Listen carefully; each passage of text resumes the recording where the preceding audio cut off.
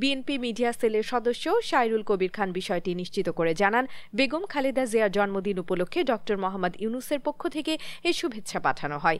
এই শুভেচ্ছা বার্তা রাজনৈতিক সৌজন্য ও সম্মান প্রদর্শনের একটি নিদর্শন হিসেবে বিবেচিত হচ্ছে, যা দেশের রাজনৈতিক অঙ্গনে ইতিবাচক বার্তা বহন করে। এদিকে বিএনপির স্থায়ী কমিটির সদস্য মির্জা আব্বাস অভিযোগ করেছেন, সাবেক প্রধানমন্ত্রী ও বিএনপির চেয়ারপারসন বেগম খালেদা জিয়াকে কারাগারে চরম নির্যাতনের শিকার হতে হয়েছে। তিনি এ ঘটনায় জড়িতদের বিচার দাবি করেছেন।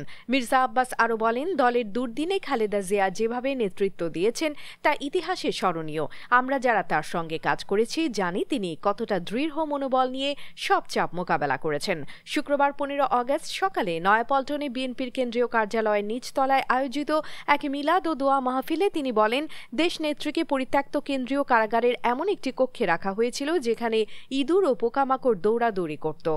মানবেতর একটা অবস্থা রাখা হয়েছিল, ওখানে সাধারণ মানুষ দূরের কথা, ওখানে গরু ছাগলও থাকতে পারে না। এই অবস্থায় যখন ওনার সঙ্গে আমাদের কথা হইতো, আমরা ওনার দৃঢ় মনোবল দেখেছি। পর্যায়ক্রমে দেশ নেত্রী বেগম খালেদা জিয়ার স্বাস্থ্যহানি ঘটছে। খাদ্যদ্রব্যের সঙ্গে বোধহয় কোনো বিষাক্ত কোনো জিনিস মিশিয়ে দেওয়া হতো। দেশ নেত্রী বেগম খালেদা জিয়ার জেল জীবনে ওনার উপরে কতটুকু নিপীড়ন হয়েছে, কতটুকু অত্যাচার হয়েছে, কারা কারা এর সঙ্গে দায়ী, তাদের সকলের একটা বিচার করা উচিত বলে আমি বিশ্বাস করি এবং মনে করি।